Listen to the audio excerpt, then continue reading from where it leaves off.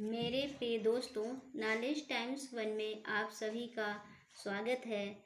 आज मैं एमपीटीईटी वर्ग 3 में आने वाले संभावित प्रश्न प्रस्तुत कर रही हूँ।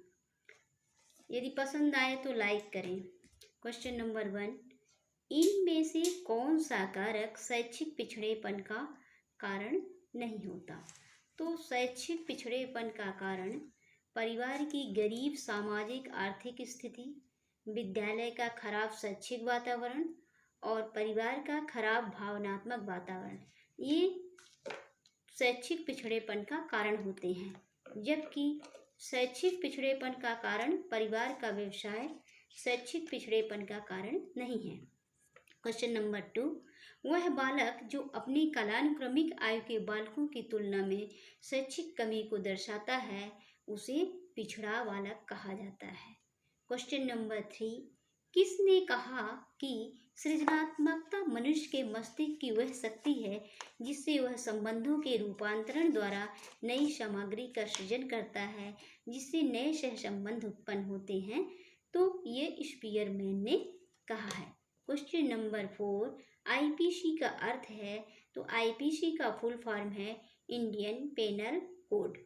क्वेश्चन नंबर 5, वह स्मरण शक्ति जिसके द्वारा याद की गई सामग्री को बिना किसी जोड़ तोड़ के ठीक उसी रूप में पुनः पेश किया जा सके, उसे रटने की स्मरण शक्ति कहते हैं।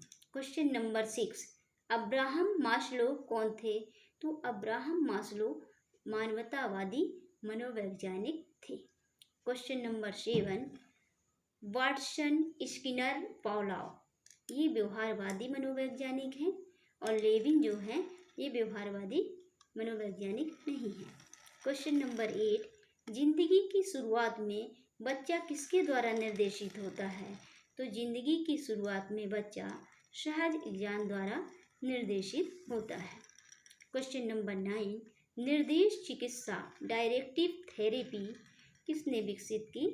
तो कार्ल रोजर, स्किनर, एलिस, इनमें से कोई नहीं। क्वेश्चन नंबर 10, मनोविश्लेषणात्मक परामर्श उपगम किसने शुरू किया? तो मनोविश्लेषणात्मक परामर्श उपगम फ्रायड ने शुरू किया। क्वेश्चन नंबर 11, मनुष्य की सामान्य चाहतों व इच्छाओं को क्या कहा जाता है? तो मनुष्य की सामान्य चाहतों व इच्छाओं को आवश्यकता कहा जाता है। क्वेश्चन नंबर 12, मास्लो के पदानुक्रम में अंतिम चरण को क्या कहते हैं? तो मास्लो के पदानुक्रम में अंतिम चरण को सुरक्षा की जरूरत कहते हैं। क्वेश्चन नंबर 13, वह प्रक्रिया जिसमें व्यक्ति उसके स्वयं के प्रयासों के द्वारा अपनी क्षमताओं को पहचानता है, वह उनको विकसित करता है ताकि वह वातावरण में समायोजित हो सके, तो इसे क्या कहते हैं? इसे ही मार्गदर्शन कहा जाता है। क्वेश्चन नंबर 14, व्यवहारिक क्षमताओं में वह सापेक्ष स्थायी परिवर्तन जो कि प्रबलित अभ्यास का परिणाम होता है, उसे अधिगम कहते हैं। लर्निंग ही अधिगम है। क्वेश्चन नंबर 15, सिफेलोकोडल प्रवृत्तियों के अनुसार विकास का अग्रसरण कैसे होता है? तो सिफेलोकोडल प्रवृत्तियों के अनुसार विकास का अग्रसरण सिर से पैर की ओर होता है। क्वेश्चन नंबर 16, गर्भाधान से बालक के जन्म तक की अवधि को क्या कहा जाता है? तो गर्भाधान से बालक के जन्म तक की अवधि को प्रसव पूर्व काल कहा जाता है।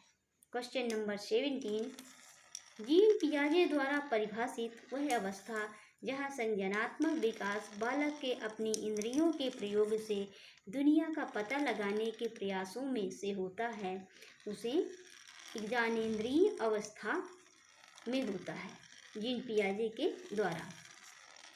क्वेश्चन नंबर 18, रोरशा-इंक ब्लॉट टेस्ट जो कि अधिकांशतः क्वेश्चन ये एग्जाम में आता है। रोरशा-इंक ब्लॉट टेस्ट जो कि एक अभिव्यक्ति मूल्यांकन की विधि है, तो इसको हरमन रोरशा ने निर्मित किया। क्वेश्चन नंबर 19, बहुकारक बुद्धि के प्रतिपादक कौन थे? तो बहुकारक बुद्धि के प्रतिपादक हावर्ड गार्डनर थे। क्वेश्चन नंबर 20, वह मनोवैज्ञानिक जिसने कहा कि बुद्धि वह क्षमता है जो हमें अपने वातावरण में समायोजित करना सिखाती है। तो ये जीन पियाजे के द्वारा कहा गया।